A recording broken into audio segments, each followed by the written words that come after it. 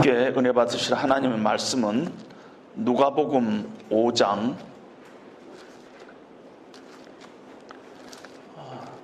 1절로부터 11절까지 말씀인데요. 제가 한 절 읽고 여러분들이 한 절 읽고 교독하도록 하겠습니다. 누가복음 5장 1절입니다. 무리가 몰려와서 하나님의 말씀을 들을새 예수는 게네사렛 호숫가에 서서 호숫가에 배 두 척이 있는 것을 보시니 어부들은 배에서 나와서 그물을 씻는지라. 예수께서 한 배에 오르시니 그 배는 시몬의 배라. 육지에서 조금 떼기를 청하시고 앉으사 배에서 무리를 가르치시니 말씀을 마치시고 시몬에게 이르시되 깊은 데로 가서 그물을 내려 고기를 잡으라. 시몬이 대답하여 이르되 선생님, 우리들이 밤이 새도록 수고하였으되 잡은 것이 없지만은 말씀에 의지하여 내가 그물을 내리리이다 하고 그렇게 하니 고기를 잡은 것이 심이 많아 그물이 찢어지는 것이라. 이에 다른 배에 있는 동무들에게 손짓하여 와서 도와달라 하니 그들이 와서 두 배의 채움에 잠기게 되었더라. 시몬 베드로가 이를 보고 예수의 무릎 아래에 엎드려 이르되 주여 나를 떠나소서 나는 죄인이로소이다 하니 이는 자기 및 자기와 함께 있는 모든 사람이 고기 잡힌 것으로 말미암아 놀라고 세데베의 아들로서 시몬의 동업자인 야고보와 요한도 놀랐음이라.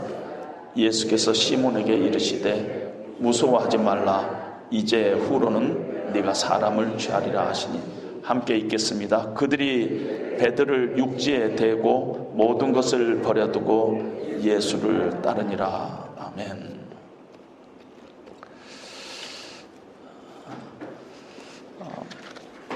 목사님들께서 설교를 준비하실 때 이렇게 강해 설교를 쭉 따라서 하면은 괜찮은데 이번 주 설교, 다음 주 설교가 전혀 연관이 안 되는 것일 때는 설교 본문을 찾는 것이 아주 어렵습니다. 그래서 예전에 제 경험으로 보면은 주일날 설교 끝나고 나면은 그 다음 월요일날 하루 종일 다음 주일 뭘 설교해야 되는가 이 본문 찾느라고 하루를 그냥 소모하고 그럴 때가 많이. 본문 정하는 것도 쉬운 일이 아니지만은 설교 제목을 정하는 일도요, 여러분들이 생각하는 것 같이 그렇게 쉽게 정하지를 못하고 그것 가지고 고민하고 합니다. 제목을 어떻게 정해야 하나. 그리고 또 한 가지가 있는데 설교 후에 찬송을 뭘 부를까? 이것도 쉬운 일이 아닙니다. 찬송가를 찾는 일이 쉬운 일이 아닙니다. 찬송가를 뒤지다가 복음성가를 뒤지다가 그런 일도 꽤 쉽지 않은 그런 과정입니다.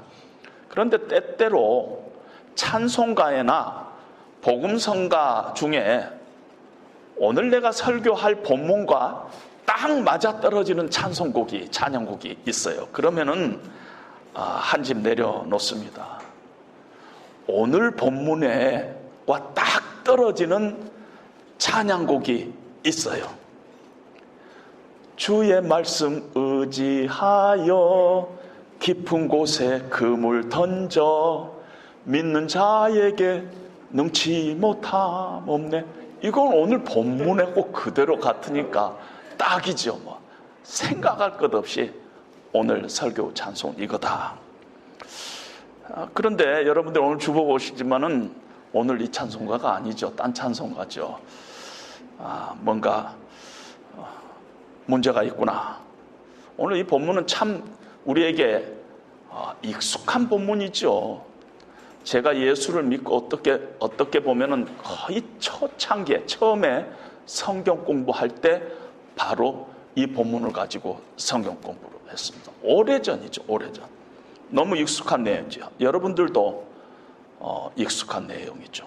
근데 익숙한 내용이 자주자주 깜짝 놀랄 사실은 오해를 하고 있는 경우가 있었고, 또 저는 이 본문을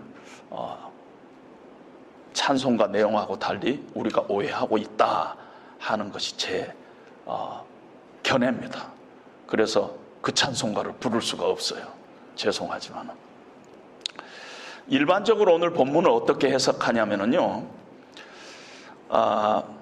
게네사렛 호수, 그냥 갈릴리 호수라고 얘기하면 됩니다. 갈릴리 호수에 무리들이 예수님의 말씀을 들으려고 다 몰려왔습니다. 그래서 예수님께서 한 배에 올라 앉으시고 호숫가에 몰려있는 그 무리들을 향해서 말씀을 지금 가르치고 있습니다. 그리고 이 말씀을 마치자 예수님께서는 베드로에게 깊은 데로 가서 그물을 내려 고기를 잡아라, 이렇게 말씀을 하십니다.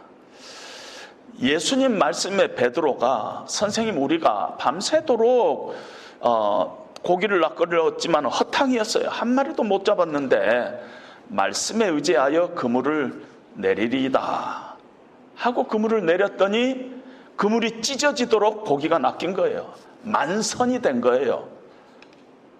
그래서 이 찬송가가 나오는 겁니다. 주의 말씀 의지하여 믿음으로 그물을 던져 믿는 자에게는 능치 못한 일이 없다, 이런 고백이 나온 것입니다.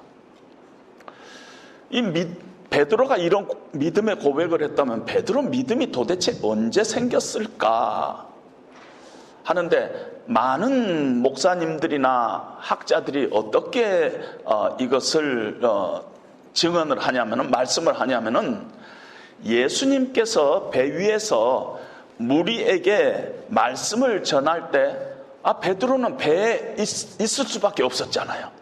그래서 귀동냥으로 말씀을 듣다가 그 말씀이 역사해서 베드로의 마음속에 믿음이 생기고 그 말씀에 의지해서 믿음으로 그물을 던질 수 있었다.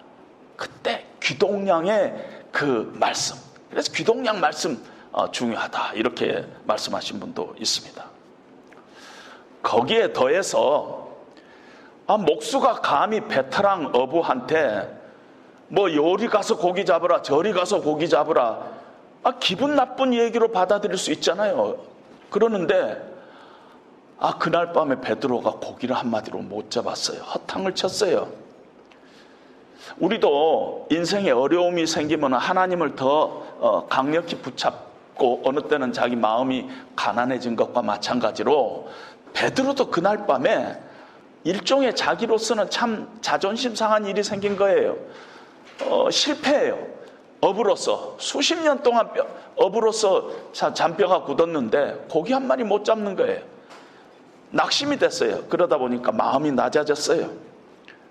그래서 자기의 실패를 인정을 했어요. 밤이 새도록 고기를 수고했지만은 고기를 한마디로 못 잡았다, 이런 마음이 낮아져 있는 상태였을 때 목수인 예수님께서 말씀하시니까 말씀을 의지하게 되었고 그물을 내리게 되었다. 그리고 놀라운 기적을 체험하게 됐다. 하나 더 나아가서 말씀에 의지하는 순종의 기적이 결국은 주변 사람들에게도 많은 유익을 끼쳐가지고 배 두 척이 만선이 되는 그런 놀라운 선한 영향을 미치게 됐다. 이것이 많은 그런 설교의 내용입니다. 주의 말씀 의지하여 믿음으로 그물 던져, 이 찬양곡을 누가 썼는가 제가 2, 3일 전에 이렇게 찾아봤더니 브라질의 알다 셀리아라는 젊은 여자가 작곡 작사를 해가지고 참 유명해지고 우리나라까지도 유명해진 곡이 됐지 않습니까? 근데 제가 왜 이 찬양곡을 선택하지 않았느냐면은 저는 베드로에게 믿음이 없었다 하는 생각입니다. 주의 말씀 의지하여 그물을 던진 그 5절 때 베드로는 믿음이 없었다, 그렇게 생각합니다. 오늘 이 일 이전에 예수님께서 베드로를 만난 적이 있었어요. 세례 요한이 예수님을 바라보고 하나님의 어린 양이로다 했는데 그 옆에 세례 요한의 제자인 안드레, 베드로의 동생입니다. 안드레가 예수님을 따르게 됐어요. 그런데 자기가 따르다가 형 보니까 아직 예수님을 따르지 않으니까 형, 내가 메시아를 만났어. 그 메시아인 예수님한테 한번 같이 가보자. 그래가지고 베드로를 데리고 예수님께 옵니다. 그런데 예수님께서 네가 요한의 아들 시몬이구나. 장차 게바라 하리라. 이렇게 예수님께서 말씀하세요. 게바라는 것은 아람어고 그걸 헬라어로 바꾸면은 베드로가 됩니다. 반석이라는 뜻이 되죠. 네 장차 베드로라. 이렇게 말씀을 하십니다. 그런데 무슨 이유인지 지금 무리들은 예수님 말씀을 들으려고 갈릴리 바닷가에 막 몰려오고 야단인데 베드로는 어부일을 하고 있는 거예요. 지금 그물을 씻고 있는 거예요. 밤새도록 고기를 잡았어요. 아침에 나와가지고 그물을 씻고 있어요. 그물을 씻는다는 건 내일 다시 출하하겠다는 이 얘기예요. 정작 베드로는 예수님을 따르고 있지 않습니다. 아마 동생 안드레를 보는 눈도 곱지가 않았겠죠. 뭐 고기나 열심히 잡지, 그러지 않겠어요? 그러니까 자기는 고기 지금 잡고 있는 거죠. 예수님을 더 이상 따르지 않았어요, 베드로는. 물론 예수님을 따른다는 것이 쉬운 일이 아니었겠죠. 가정도 있었어요, 베드로는. 결혼도 했기 때문에. 그 다음에 자기가 살아온 삶의 테두리를 깨뜨린 모험을 한다는 것이 쉬운 일이 아니었죠. 그래서 생업을 떠나서 예수님을 따를 만큼 예수님이 뭐 대단하게 예수님 만난 후에 뭐가 다가오지 않았어요. 예수님이 안드레가 얘기하는 대로 뭐 메시아 어찌고 한데 내가 보기에는 메시아는 무슨 메시아. 그리고 그냥 자기 생업으로 리턴한 것입니다. 예수님께서 베드로의 배에 올랐습니다. 물론 우리 그 성경에는 얘기하지 않았지만은 예수님께서 요청했겠죠. 베드로에게 좀 배에 올라타도 되느냐.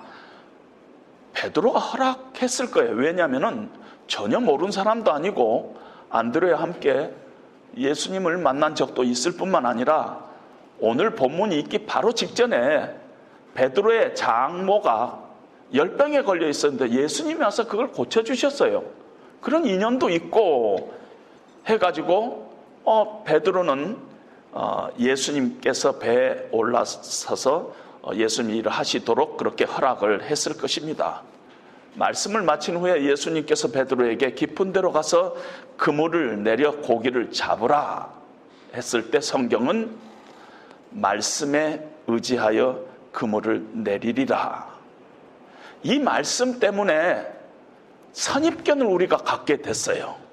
말씀에 의지하여 이 말은 바로 그것이 믿음이고 이 믿음 때문에 베드로는 믿음의 순종의 행위를 했고 하나님께서 기쁘시게 받고 기적으로서 하나님께서 보답한 것이에요.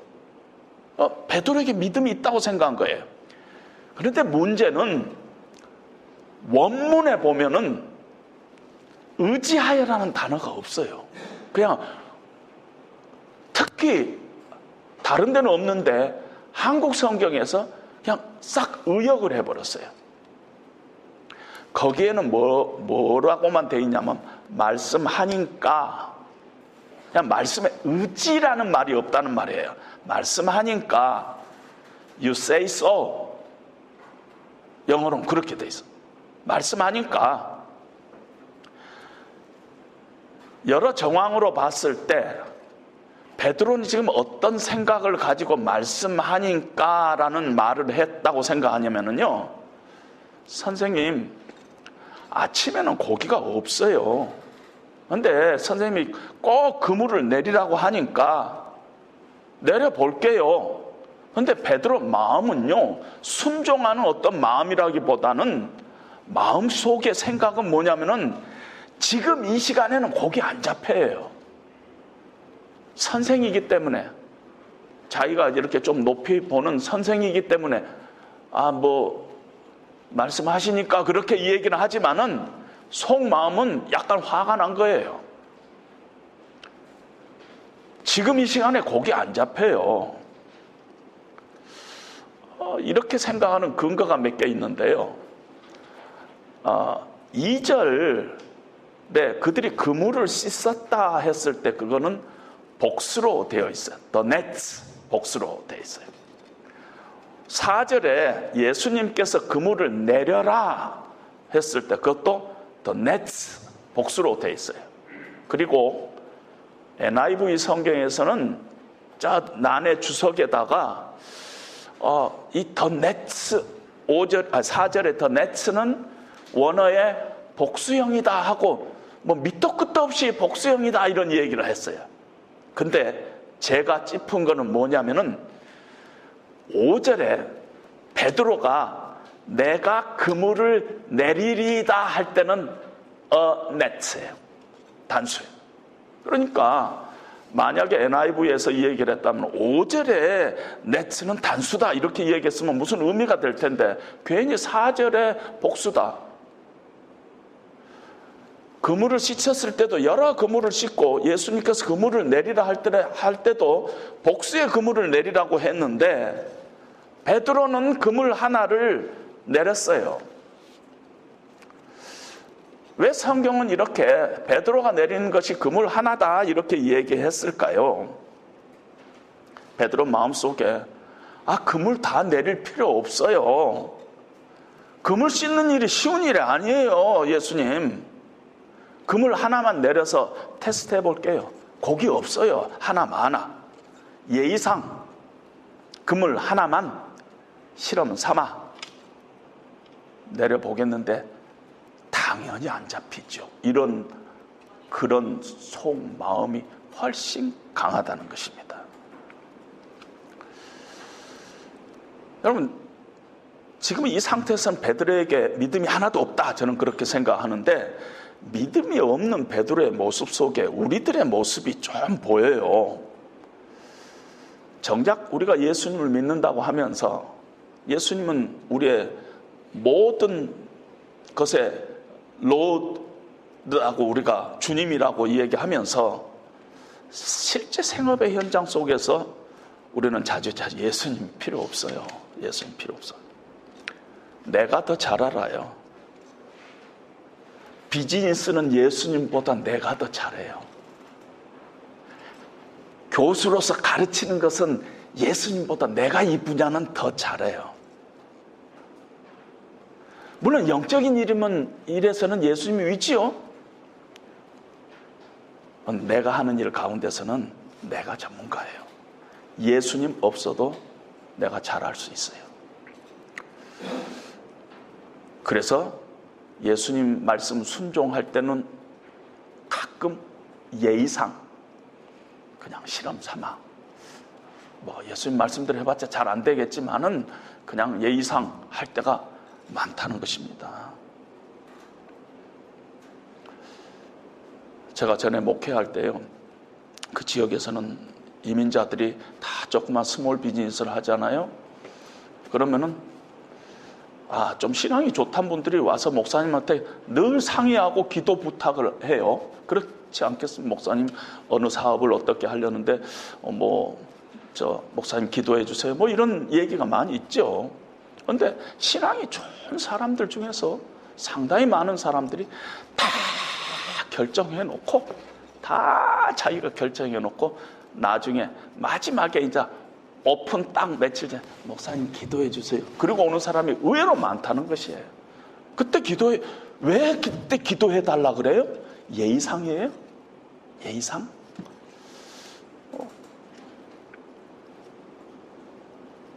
그래가지고 망한 거 많이 봤어요. 망한 거. 물론 예수님 미리 뭐 이렇게 상의하지 않아서 그런다는 뜻은 아니지만은 우리의 마음 속에 의외로 내가 하는 일은 내가 더 훨씬 잘한다 그런 생각이 있다는 것입니다. 고기 잡는 일에 목수인 예수님이 왜 필요합니까? 베드로처럼 우리도 우리의 삶을 예수님보다 내가 더 잘 알고 있다. 말은 그렇게 하지 않아요. 그런데 실제적으로 그렇게 생각하고 그렇게 행동하는 경우가 많이 있다는 것입니다. 베드로의 이 고백에서 베드로의 믿음을 찾는다는 것은, 믿음을 확인한다는 것은 지나친 해석이다 하는 것이 제 생각입니다.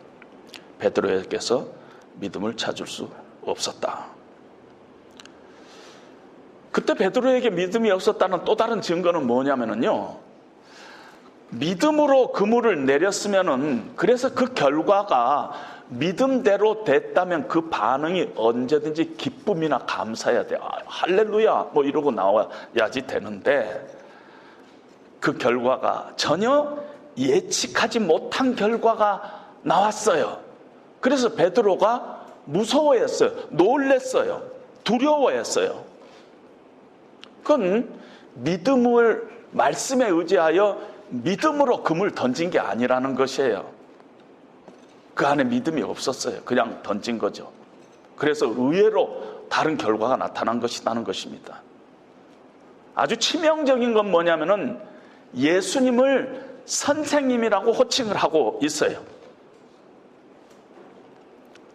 따라서 만약에 성경을 그대로 인용하는 찬양곡이라면은 주의 말씀 의지하여가 아니라 선생님 말씀 의지하여야지 그게 맞는 거지. 지금 여기서는 아직 주라고 부르지도 않은데 주의 말씀 의지하여 믿음으로 금을 던져, 이거는 좀 오바다 하는 그런 생각을 하게 됩니다. 지금 베드로는요, 5절에서 예수님을 선생님으로 알고 있어요. 예수님을 선생님으로 알고 있는 한 그 사람 속에는 믿음이 없어요. 그건 믿음하고 상관없는 일이에요. 그렇게 보는 것이 정당하다는 것입니다. 그래서 적어도 5절에서는 베드로에게 믿음이 없었다. 그래서 뭐 말씀에 의지하여는 없으니까, 말씀하시니까 내가 그물을 내려보겠습니다. 여기에서 말씀에 의지하는 믿음의 순종이 있었다 하고 우리가 함부로 얘기할 수 없다는 것입니다. 그런데 베드로에게 생각지도 못한 일이 생겼어요. 자신이 신뢰하던 경험과 상식을 무너뜨리는 그런 일이 생겼어요. 이건 기적이에요. 그래서 무서웠어요. 이분은 사람이 아니다. 이거 밤새도록 하나도 못 갔는데 이리 내려보라. 저기는 고기가 안 잡히는 데인데 내려보라. 막 고기가 2배나 잡힌 거예요. 이건 말이 안 되는 일이, 기적이 생긴 것이에요. 이 사람 단순한 존경할 만한 선생의 수준이 아니라 신적인 존재다. 이분은 동생 안드레가 말하는 메시아일 가능성이 많다. 이렇게 베드로가 생각한 것입니다. 성경에 보면은 하나님을 보거나 천사를 본 사람들은 다 반응이 무서워했어요.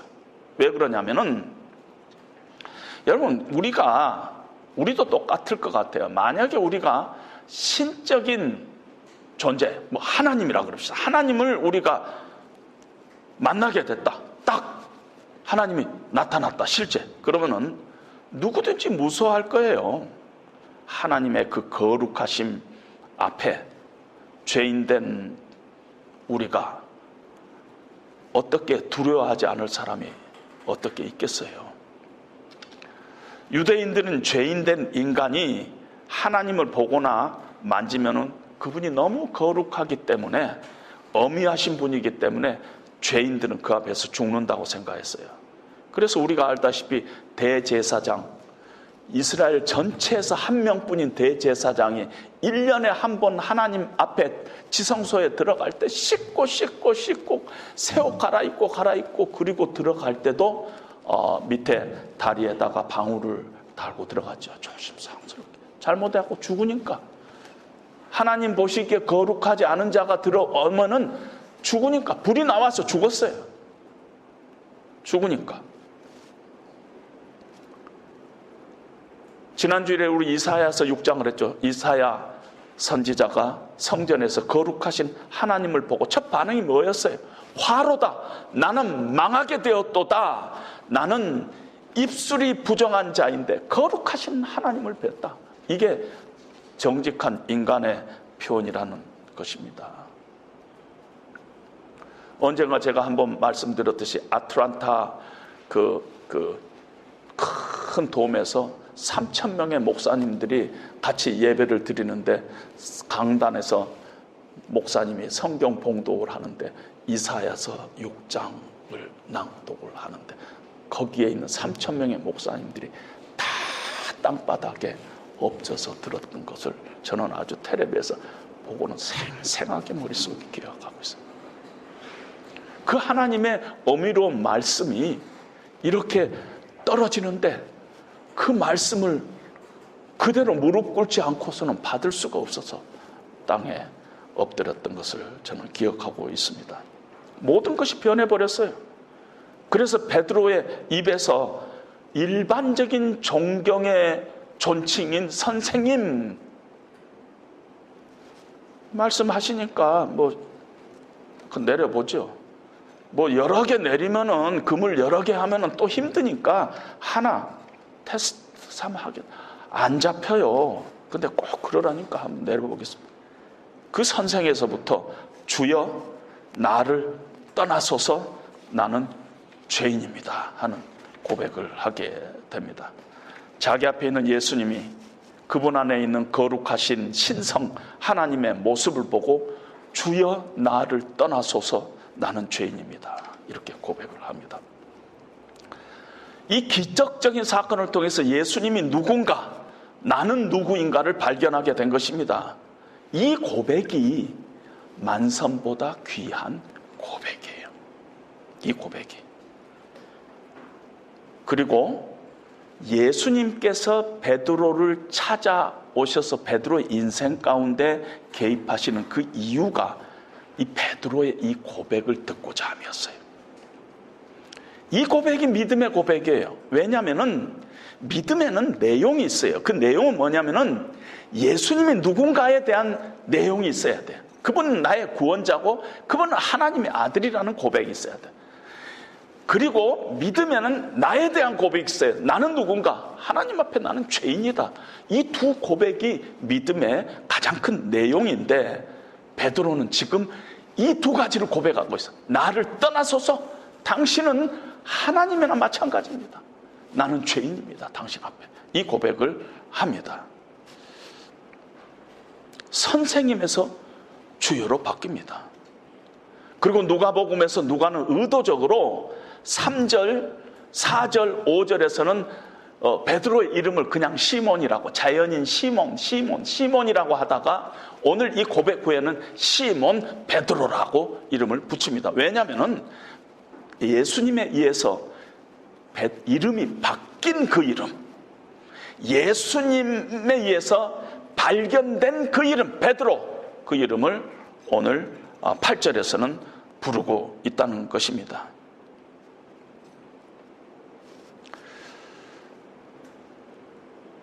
말씀에 의지하여가 만선보다 귀한 고백이 아니라 주여 나는 죄인입니다.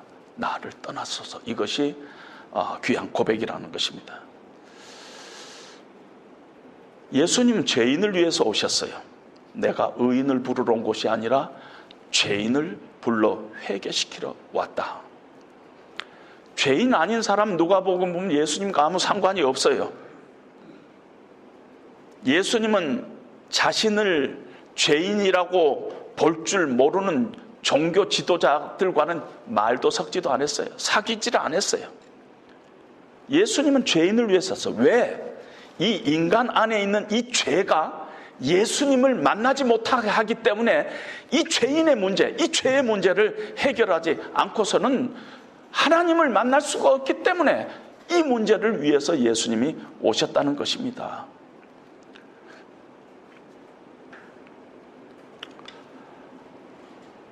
배를 육지에 댄 후 베드로는 모든 것을 버려두고 예수님을 따릅니다. 이제는 예수님께 자기의 인생을 맡겨도 되겠다, 그런 확신이 든 것입니다. 과거에 안드레 따라가서 한번 봤을 때하고 다르다는 것입니다.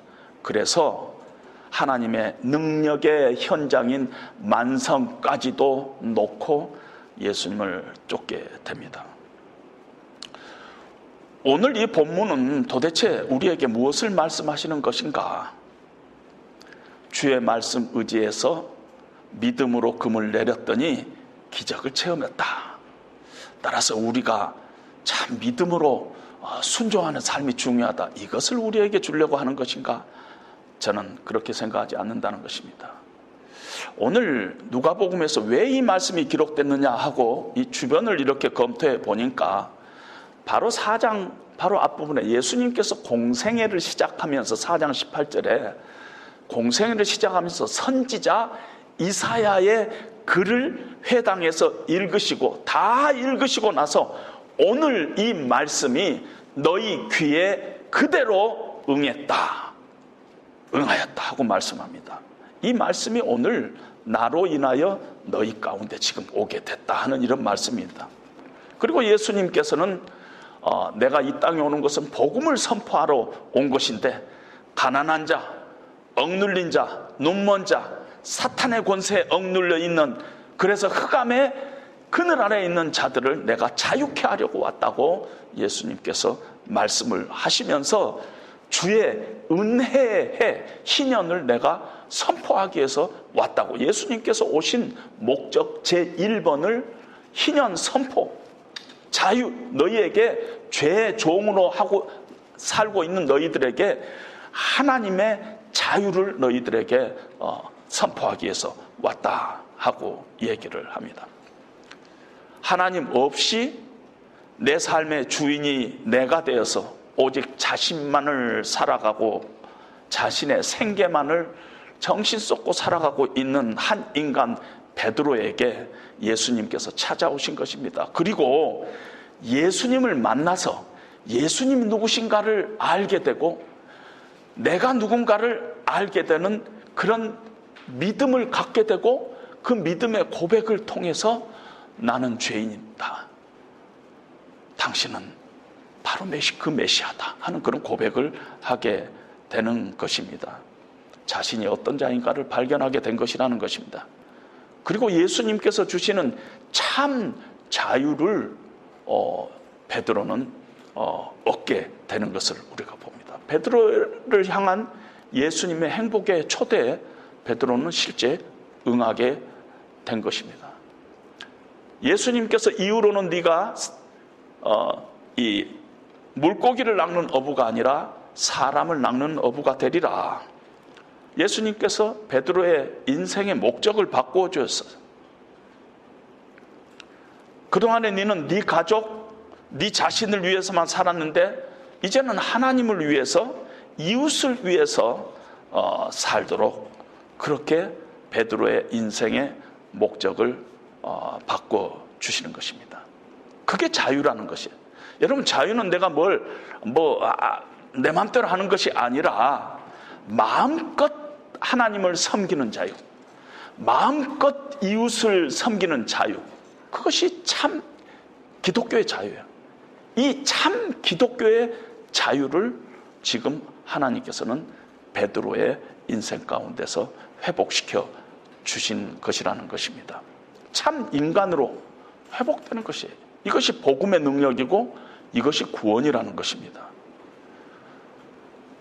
이 일에 있어서도요, 이 일은 존 스타트는 이 일을 어떻게 정의를 내렸냐면요, 이 일은 일하는 사람에게 만족을 주고 그 일을 통해서 다른 사람들을 유익하게 하고 그 일을 통해서 하나님께 영광을 돌리기 위해서 육체적으로, 정신적으로 에너지를 사용하는 것이 일이다. 이렇게 존 스타트가 정의를 내렸어요.